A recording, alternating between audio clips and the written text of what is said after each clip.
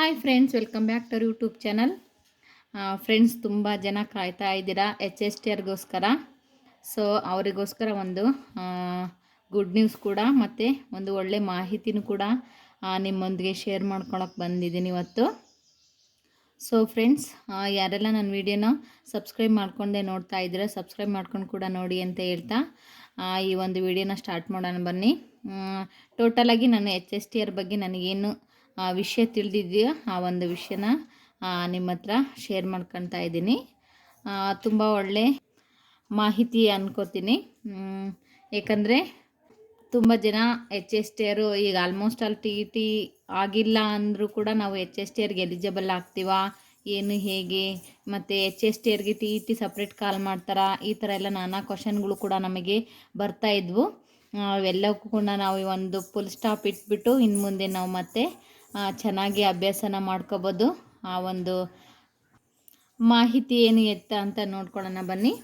So friends, ಈ ಒಂದು H S T R ಸಂಬಂಧಪಟ್ಟಂತೆ ತುಂಬ ಇಂಪಾರ್ಟೆಂಟಾಗಿ ಏನು ಮಾಹಿತಿ ಇದೆ ಅಂತ ನೋಡೋದಾದರೆ, ನಾವು ಇದಕ್ಕೆ ಟಿ ಇ ಟಿ ಅಂತೂ ಕಡ್ಡಾಯವಾಗಿ ಮಾಡಲ್ಲ. ಟಿ ಇ ಟಿ ಇಲ್ಲದೇ ನಾವು H S T R exam call ಮಾಡ್ತೀವಿ ಅಂತ ಕೂಡ ಹೇಳಿದ್ದಾರೆ. ಸೊ ಹಂಗಾಗಿ ಯಾರು ಕೂಡ ವರಿ ಮಾಡ್ಕೊಳೋದು ಬೇಡ. ಮತ್ತು ಸಪ್ರೇಟು ಟಿ ಇ ಟಿ ಕಾಲ್ ಮಾಡ್ತಾರಾ ಅಥವಾ ನಾವು ಟಿ ಇ ಟಿ ಎಲಿಜಿಬಲ್ ಆಗಿಲ್ಲ ಅಂತ ಏನಾದರೂ ಟೆನ್ಷನ್ ಮಾಡ್ಕೊತಾ ಇದ್ದರೆ ಆ ಥರ ಅದನ್ನೆಲ್ಲ ಬಿಟ್ಬಿಟ್ಟು ನೀವು ಚೆನ್ನಾಗಿ ಅಭ್ಯಾಸನ ಸ್ಟಾರ್ಟ್ ಮಾಡಿರಿ ಅಂತ ಹೇಳ್ತಾ, ಹಾಗೆ ಇನ್ನೊಂದು ಹೆಂಗೆ ಗೊತ್ತಾ, ಟಿ ಇ ಟಿ ಅಂತೂ ಕಡ್ಡಾಯವಾಗಿ ಮಾಡಲ್ಲ ಅನ್ನೋದು ಗೊತ್ತಾಯ್ತಾ. ಹಾಗೆ ಪಿ ಜಿ ಇದೆಯಾ, ಕಂಪಲ್ಸರಿ ಪಿ ಜಿ ಬೇಕಾ ಎಚ್ ಎಸ್ ಟಿ ಆರ್ಗೆ ಅಂತ ಕೇಳ್ತಾ ಇದ್ರಲ್ವ. ಸೊ ಪಿ ಜಿನೂ ಕೂಡ ಇಲ್ವಂತೆ, ಹಾಗೇ ಮಾಡ್ತಾರೆ. ಡೈರೆಕ್ಟ್ ಡಿಗ್ರಿ ಬಿ ಎಡ್ ಮೇಲೆ ನಮಗೆ ಎಚ್ ಎಸ್ ಟಿ ಆರ್ನ ಕಾಲ್ ಮಾಡ್ತಾರೆ. ಇದಕ್ಕೂ ಕೂಡ ಕಂಪಲ್ಸರಿಯಾಗಿ ಪಿ ಜಿ ಏನು ಹೇಳಿಲ್ಲ. ಹಾಗೆ ಟಿ ಇ ಟಿನೂ ಕೂಡ ಇಲ್ಲ. ಇವೆರಡಿಲ್ಲ ಅಂದರೆ ನಾವು ಆರಾಮಾಗಿ ಎಕ್ಸಾಮ್ನ ಪಾಸ್ ಮಾಡ್ಬೋದು, ಆರಾಮಾಗಿ ಟೆನ್ಷನ್ ಇಲ್ಲದೆ ಓದೋಕ್ಕೆ ಶುರು ಮಾಡ್ಬೋದು. ಸೊ ಹಂಗಾಗಿ ನನಗೊಂದು ಇನ್ಫಾರ್ಮೇಷನ್ನು ನಿಮಗೂ ಕೂಡ ಶೇರ್ ಮಾಡ್ಕೋಬೇಕು ಅನ್ನಿಸ್ತು. ಸೊ ಹಂಗಾಗಿ ಈ ಒಂದು ವಿಡಿಯೋದಲ್ಲಿ ಶೇರ್ ಮಾಡ್ತಾಯಿದ್ದೀನಿ. ಸೊ ಈ ಒಂದು ವಿಡಿಯೋ ನಿಮಗೆ ಇಷ್ಟ ಆದರೆ ಲೈಕ್ ಮಾಡಿ ಫ್ರೆಂಡ್ಸ್, ಹಾಗೆ ಯಾರ ಮಾಡಿ ಅಂತ ಹೇಳ್ತಾ. ಸೊ ಈ ಒಂದು ಎಚ್ ಎಸ್ ಟಿ ಆರ್ ಬಗ್ಗೆ ನಾವು ಬ್ಯಾಕಪ್ ಸ್ಕೋರ್ ನೋಡೋದಾದರೆ, ಇಲ್ಲೂ ಕೂಡ ಬ್ಯಾಕಪ್ ಸ್ಕೋರ್ ಬಗ್ಗೆ 90% ಸಿ ಇ ಟಿನ ತಗೊತಾ ಇದ್ದಾರೆ. ಇನ್ನು 10% ಮಾತ್ರ ಬ್ಯಾಕಪ್ ಸ್ಕೋರ್ ತಗೊತಾ ಇದ್ದಾರೆ. ಸೊ 10% ಯಾವ ಥರ ಡಿವೈಡ್ ಮಾಡ್ತಾರೆ ಅಂತ ನೋಡೋದಾದರೆ, ನಮಗೆ 8% ಅಂದರೆ 8% ಡಿಗ್ರಿ ಪರ್ಸೆಂಟೇಜ್ ತಗೊತಾರೆ. ಮತ್ತು 2% ಬಿ ಎಡ್ ಈ ಒಂದು ಕೋರ್ಸ್ನಲ್ಲಿ ನಮಗೆ ಇರುವಂತಹ ಪರ್ಸೆಂಟೇಜನ್ನ ಅವರು ತಗೊತಾರೆ. ಸೊ ಟೋಟಲಾಗಿ 100%ಗೆ ಮಾಡೋದಾದರೆ ಅದರಲ್ಲಿ ಸಿ ಇ ಟಿಗೆ 90% ತಗೊಂಡ್ರೆ ಇನ್ನು 8% ಡಿಗ್ರಿ ಹಾಗೆ 2% ಬಿ ಎಡ್ನ ಈ ಒಂದು ಎಚ್ ಎಸ್ ಟಿ ಆರ್ಗೆ ತಗೋತಾರೆ. ಸೊ ಅದಕ್ಕೆ ಯಾರು ಕೂಡ ಈ ಒಂದು ವಿಷಯದ ಬಗ್ಗೆ ವರಿ ಮಾಡ್ಕೊಂಡಂಗೆ ಇಷ್ಟಂತೂ ತುಂಬ ಕ್ಲಿಯರಾಗಿ ಹೇಳಿದ್ದಾರೆ. ಸೊ ಹಂಗಾಗಿ ಚೆನ್ನಾಗಿ ಸ್ಟಡಿ ಮಾಡ್ಕೊಳ್ಳಿ. ತುಂಬ ಜನ ಕೇಳ್ತಾ ಇದ್ರಾ, ಇದು ಎಚ್ ಎಸ್ ಟಿ ಆರ್ಗೆ ಟಿ ಇ ಟಿ ಕರೀತಾರ, ಪಿ ಜಿ ಅಂತೂ ತುಂಬ ಜನಕ್ಕೆ ನಮಗೆ ಕನ್ಫ್ಯೂಸೇ ಆಗೋಗಿತ್ತು ಬಿಡ್ರಿ. ತುಂಬ ಜನ ನಾನು ಪಿ ಜಿ ಮಾಡ್ಕೊಂಡಿಲ್ಲ, ಹೆಂಗೆ ಮಾಡೋದ್ರಿ, ಕಾಲ್ ಮಾಡಿದರೆ ಎಚ್ ಎಸ್ ಟಿ ಆರ್ಗೆ ಮತ್ತು ಟಿ ಇ ಟಿ ಬೇರೆ ಮಾಡ್ಕೊಂಡಿಲ್ಲ, ಈ ಕಡೆ ಪಿ ಎಸ್ ಟಿ ಆರು ಮಾಡೋಕ್ಕಾಗಲ್ಲ, ಜಿ ಪಿ ಟಿನೂ ಬರೆಯೋಕ್ಕಾಗಲ್ಲ, ಆಮೇಲೆ ಎಚ್ ಎಸ್ ಟಿ ಆರೂ ನಮ್ಮ ಕೈ ಬಿಟ್ಟು ಹೋಯ್ತು ಅಂದರೆ ನಾವು ಏನು ಮಾಡಬೇಕು ಅಂತ ತುಂಬ ಜನಕ್ಕೆ ಟೆನ್ಷನ್ ಆಗ್ತಾಯಿತ್ತು. ಅದಕ್ಕೋಸ್ಕರ ನಿಮ್ಮ ಕಮೆಂಟ್ಗಳನ್ನೆಲ್ಲ ನೋಡ್ತಾ ಇದ್ನಲ್ವ, ಹಾಗೆ ನನಗೂ ಕೂಡ ಸ್ವಲ್ಪ ಇನ್ಫಾರ್ಮೇಷನ್ ಸಿಕ್ತು.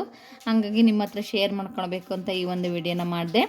ಹಾಗೆ ಇನ್ನೊಂದು ಏನು ಗೊತ್ತೆ ಅಂದರೆ, ಇಲ್ಲೂ ಕೂಡ 2 ಪೇಪರ್ ಇರುತ್ತೆ.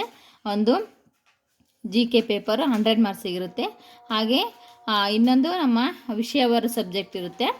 ಸೊ ಆ ಒಂದು ಸಬ್ಜೆಕ್ಟ್ ಮೇಲೆ ಇನ್ನೊಂದು ಪೇಪರು, ಸೆಕೆಂಡ್ ಪೇಪರು ಇರುತ್ತೆ. ಸೊ ಅದು ಕೂಡ 100 ಮಾರ್ಕ್ಸಿಗಿರುತ್ತೆ. ಟೋಟಲ್ 200 ಮಾರ್ಕ್ಸಿಗೆ ಮಾಡ್ತಾರೆ.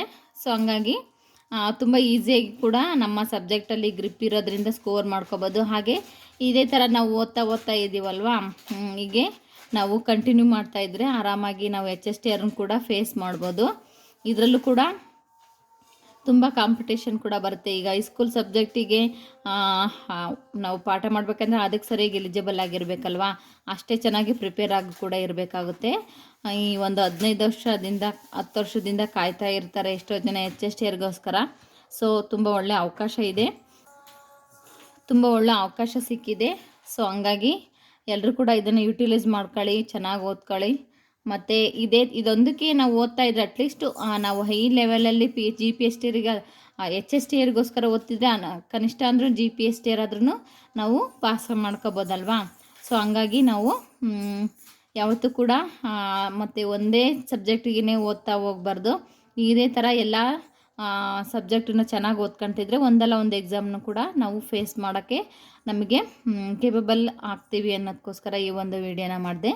ಖಂಡಿತ ಈ ಒಂದು ವಿಡಿಯೋ ನಿಮಗೆ ಇಷ್ಟ ಆಗಿರುತ್ತೆ ಅನ್ಕೋತೀನಿ. ಸೊ ಈ ಒಂದು ವಿಡಿಯೋ ಇಷ್ಟ ಆದರೆ ಸಬ್ಸ್ಕ್ರೈಬ್ ಮಾಡ್ಕೊಂಡು ನೋಡಿ ಅಂತ ಹೇಳ್ತಾ, ಹಾಗೆ ಲೈಕ್ ಮಾಡೋದನ್ನು ಮರಿಬೇಡಿ ಫ್ರೆಂಡ್ಸ್. ಇದೇ ಥರ ಮತ್ತೊಂದು ಮೋಟಿವೇಶನ್ ವಿಡಿಯೋದಲ್ಲಿ ಸಿಗ್ತೀನಿ. ಓಕೆ, ಬಾಯ್, ಟೇಕ್ ಕೇರ್.